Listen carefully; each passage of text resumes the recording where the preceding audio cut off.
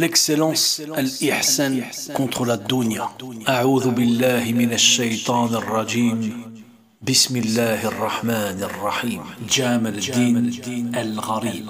À tous ceux qui pensent ne pas être riches, qui sont souvent en train de penser à leur situation, qu'ils manquent de ceci, qu'ils manquent de cela, qu'ils aimeraient avoir ceci, qu'ils aimeraient avoir cela. Toi qui crois en Allah Azza wa Jal, à qui il a donné la foi, il t'a choisi parmi des milliards de créatures. Tu sais, souvent on a des baisses de foi, de morale, et on se dit qu'on n'a pas grand-chose par rapport aux autres. Notre foi est très faible comparée à celle des compagnons, qu'Allah les agrée. Si les compagnons pouvaient revenir regarder comment les musulmans vivent aujourd'hui, ce qu'ils possèdent, ils se diraient, regardez comment Allah les a comblés de bienfaits. Parce que pour nous, avoir un lit, de la nourriture, avoir une belle montre, avoir une voiture, avoir de belles couvertures, des rideaux à la maison, un appartement, une maison, je ne sais combien de blousons, de vêtements, je ne sais combien de couvertures, tout ça, tu n'y prêtes pas attention. Pour nous, c'est devenu quelque chose de normal. Mais à leur époque, c'était différent.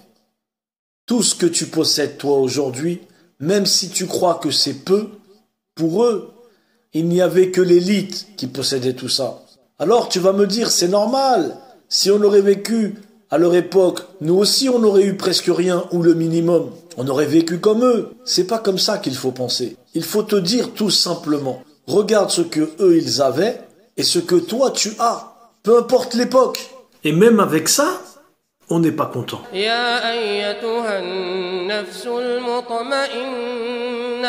ارجعي إلى ربك راضية مرضية فادخلي في عبادي وادخلي جنتي. À leur époque, il y avait des gens qui avaient des tapis, de belles demeures, des bijoux, etc.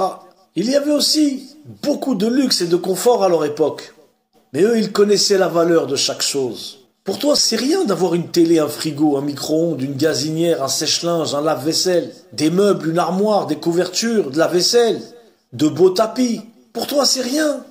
C'est normal. Tout le monde a ça. Ou presque. Vous savez pourquoi on pense comme ça? Les réseaux, Internet. Les réseaux ont perturbé la psychologie des êtres humains. Aujourd'hui, tout le monde peut voir ce que tout le monde possède. Est-ce que tu as déjà vu quelqu'un se vanter de vivre dans un modeste appartement, de filmer son sèche-linge, son micro-ondes, ses rideaux, ses tapis et dire « Vous avez vu ce que j'ai? Regardez, j'ai de la nourriture pour un mois. » Tout le monde va te prendre pour un fou. Ils vont se dire « Mais qu'est-ce qu'il nous montre celui-là ?» Non, il faut que tu fasses comme les autres, que tu montres ce qui brille, ce qui est beau, ce qui peut te faire passer pour quelqu'un d'important dans ce monde. Vous savez ce que tout ça veut dire? Tout ça veut dire que on n'arrive pas à être heureux, en vérité. On veut exister. On veut se faire aimer, se faire accepter. C'est le grand vide en nous. Tout le monde veut être millionnaire, tout le monde veut être milliardaire. يا أيتها النفس المطمئنة ارجعي إلى ربك راضية مرضية فادخلي في عبادي وادخلي جنتي. Tout le monde veut une Porsche, tout le monde veut une Ferrari.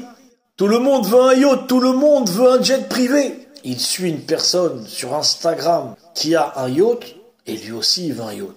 Est-ce que ça existe encore les gens à qui tu dis « Est-ce que tu aimerais avoir ceci? Est-ce que tu aimerais avoir cela ?» Et il te dit « Non, non, non, non, ça va, je suis très bien.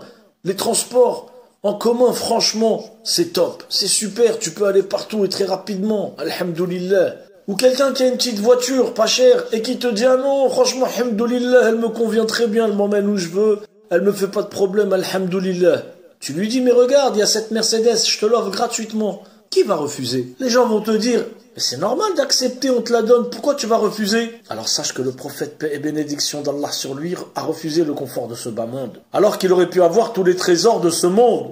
Maintenant, je te dis pas que nous, on arrivera un jour à faire ce que le prophète sallallahu alayhi wa sallam a fait. Nous sommes des gens fragiles, faibles, nous avons grandi en Occident, nous avons des habitudes, nous ne sommes pas habitués à la privation. Quand tu vas faire tes courses, tu croises des couples, un frère, une sœur, Ils font leurs courses et dans leur caddie, chips barbecue, chips oignons, chips fromage. Il faut vraiment que vous compreniez qu'on est dans un autre monde. Avant, si tu avais de l'eau, du lait, des dattes, un morceau de pain, c'était le jackpot. Ils s'endormaient avec la joie. يا أيتها النفس المطمئنة ارجعي إلى ربك راضية مرضية فادخلي في عبادي وادخلي جنتي. Par Allah, j'ai vu de mes propres yeux des gens manger des plats royaux, des plats goûteux, très très bons. Et quand il a fini, il est énervé encore. Sa vie est mauvaise. Il a des super beaux vêtements. Il a une montre qui coûte cher. Il manque de rien. Mais dans sa tête, il est triste comme jamais. Pour lui, il lui manque tout. Il lui manque tout parce qu'il n'a pas la princesse de ses rêves. Il n'a pas le château de ses rêves. Il n'a pas le carrosse de ses rêves. Ben oui, parce que lui, c'est un prince. Elle, c'est une princesse. Pourquoi je vous dis tout ça? Je vous dis tout ça parce qu'il faut choisir. Il faut choisir entre les plaisirs de ce monde et les plaisirs de l'au-delà. Ton âme, tu dois l'éduquer 365 jours dans l'année. Combien de croyants n'ont jamais ouvert un livre qui parle de la purification de l'âme, de l'éducation de l'âme? Allah Azza wa Jal dit, a réussi certes celui qui la purifie, l'âme, et est perdu certes celui qui la corrompt. Se laisser aller à tous les plaisirs de ce monde du ventre est une corruption. L'âme, si tu la laisses aller, si tu la laisses faire, si tu lui obéis, elle va te perdre, sois-en sûr et certain. A réussi certes celui qui la purifie, et est perdu certes celui qui la corrompt. Allah parle ici de l'âme. Plus que jamais, l'heure est à la réforme des âmes, chers frères et sœurs. Si seulement cette phrase pouvait résonner dans votre cœur avec force. Plus que jamais, l'heure est à la réforme des âmes. Vous ne vous rendez pas compte à quel point cette phrase est importante à notre époque. Il faut savoir ce que tu veux, vivre comme tout le monde, et dire « laissez-moi profiter, on n'a qu'une seule vie ». Aujourd'hui, est-ce que dans une seule famille musulmane, il n'y a pas un seul iPhone? Comprenez, comprenez mes chers frères et sœurs, comprenez. يا أيتها النفس المطمئنة ارجعي إلى ربك راضية مرضية. Aujourd'hui, nous avons tué le spirituel avec le matériel. Ces imams qui vous apprennent la religion baignent dans le matériel. Ils ont des ventres bien dodus, ils vous parlent de spiritualité alors qu'ils sont posés sur des sièges chauffants. Je ne citerai pas son nom, il y a un imam qui a acheté une Rolex. Il ne la met pas, il la garde secrète, juste entre famille et amis, très proches. Un de ses amis lui a dit « Pourquoi tu l'as achetée si tu peux pas la mettre ?» Il a dit « J'ai toujours rêvé d'en avoir une, et si je la mets, les gens vont me critiquer. » Bien sûr que les gens vont te critiquer. Toi-même, tu le sais déjà à l'avance. Pourquoi tu n'achètes pas une Ferrari, une Porsche pendant que tu y es, en sortant de la mosquée? Après un prêche, tu enlèves ton camis, tu mets les gants et tu conduis la Ferrari. Mode sport. Hein? Et tu dis, ne riez pas trop les frères, ça tue le cœur. Ne mangez pas trop les frères, c'est pas bon. Il faut décrocher son cœur des choses de la dunya les frères, hein? Et tu le vois en cachette, il est fan, il est mordu de tel ou tel sportif. Il fantasme sur les montres de luxe. Il aime les voitures puissantes, les voitures de sport. Le luxe n'est pas interdit dans notre dîne.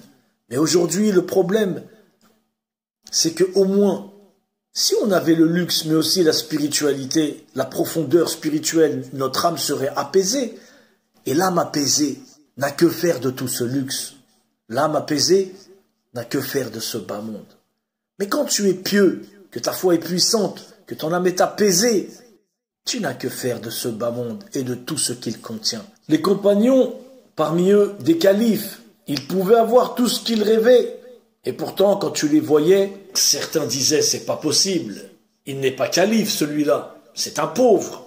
Comprenez bien où je veux en venir. Et arrêtons ce jeu d'hypocrite. Oui, le luxe n'est pas interdit en islam. Mais je le redis, si ton âme est apaisée, si tu as la piété, tu n'auras même pas envie de ces choses-là. Tu seras trop dans la spiritualité.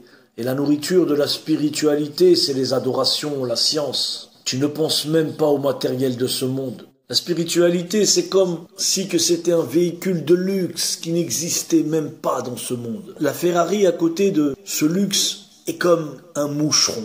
Je ne dis pas qu'il faut jeter tout votre confort, votre luxe. Ça, c'est pas possible. Mais apprenez ce qu'est la spiritualité. Apprenez ce qu'est l'éducation, la purification de l'âme. Et vous comprendrez par vous-même le secret de ce discours.